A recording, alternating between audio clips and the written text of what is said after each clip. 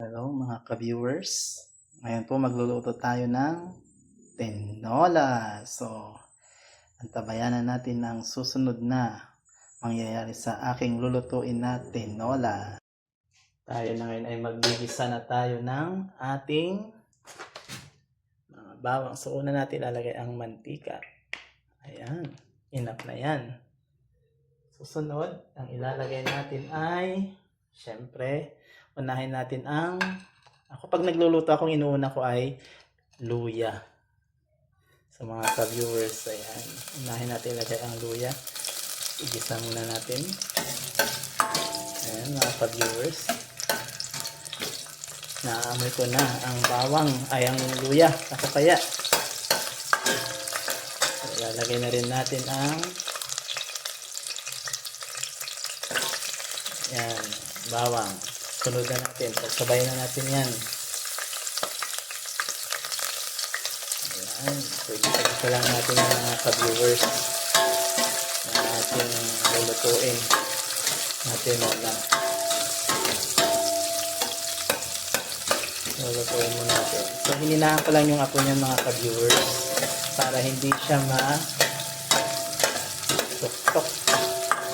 Ayan. Palabasin natin ang ang aroma ng ating mga ginigisang ingredients. So ngayon ang mga ka-viewers, susunod na natin ang ating manok. So mahigit kalahating kilo yung ating manok na lulutuin tinola ngayon para sa ating dinner.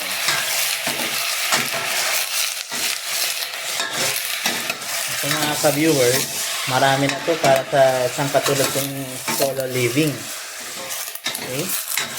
Ayan na mga ka-viewers. Kaya hayaan lang natin yan mga ka-viewers. Ganyan ako magluto ng tinola mga ka-viewers. So ngayon, lalagyan ko yan ng asin. Ayan na mga ka-viewers, lalagyan na natin ng asin. Pampalasa din yan. Lalabas niya ang totoong lasa ng chicken. So, ngayon, papabayaan lang natin yan hanggang sa ito ay luluto, no? Lalabas yung totoo niyang lasa ng manok. Kaya yan ang ating isosote. At syempre, para madaling maluto, tatakpan natin ngayon yan mga ka-viewers. Ganyan parang ko ng pagluluto ng simpleng tinola lamang. Okay mga ka-viewers, lalagyan na natin ng paminta. Lagyan natin ng paminta ang ating nilulutong tinola. Okay, mga ka-viewers, yan na po ang ating nilulutong tinola. Ayan, lumiwanag din siya mga ka-viewers. So ngayon haluin lang natin siya para talagang malutong mabuti at lumot ang lasa ng mga nilagay nating ingredients. So pagkatapos nito, mga 5 minutes, lalagyan na natin ng additional na sabaw yan, mga ka-viewers. Mga ka-viewers, ito yung ating ilalagay na gulay. Meron tayong pechay at saka sili. So may 5 sili tayo. Itong pechay dinamihan ko na kasi mahilig ako sa pechay. So dalawang tali na pechay na yan. Binili ko lang dyan sa may tindahan. Mga ka-viewers, wala kasing papaya. So yan na lang ilalagay natin gulay. Alternative yan. Pwede yan. Masarap yan sa tinola natin. Wala din akong sili, dahon ng sili. So meron naman tayong siling dito na ilalagay. Masarap yan mga ka-viewers. Ito rin naman pala yung sasabaw natin mamaya-maya.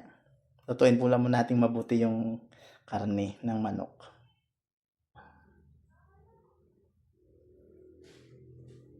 Ito na mga ka-viewers, lalagyan ko ulit ng sabaw. Masarap ang may sabaw. No? Pero hindi natin masyadong dadamihan ang isasabaw natin dyan kasi mawawala na ng lasa talaga, no? At hindi ako gumagamit ng magic sarap at saka ng betchin sa aking nilulutong tinola. Ka-viewers, dadagdagan natin ngayon ng patis para malasa. Okay na yan. Iti-taste na lang natin mamaya kung tama na yung alat niya at yung lasa niya, mga ka-viewers. Masarap to mga ka-viewers. Tingnan nyo mamaya yung finished product ng ating ginawa. Mga ka-viewers, ayan na, kumukulo na. So, pwede na natin ilagay itong ating mga gulay. Sana natin ilagay yan. Ating gulay kasi siyempre kasama yung ating sili. Ayan mga ka-viewers. Sigurado ako mga ka-viewers, busog-lusog na naman tayo nito ngayong gabi. Tinola na may pechay dahil walang dahon ng sili at papaya mga ka-viewers. Natitignan natin yan mamaya ka-viewers pag luto na.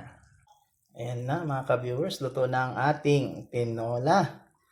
Ang nagpapasarap talaga dito sa tinola ay dapat sariwa yung mga ingredients natin, lalong-lalo na yung manok. Para sasarap talaga siya. So, yan, kakainin natin ito mamaya ang dinner mga ka-viewers. Subscribe to my channel, Provincial Life or Province Life.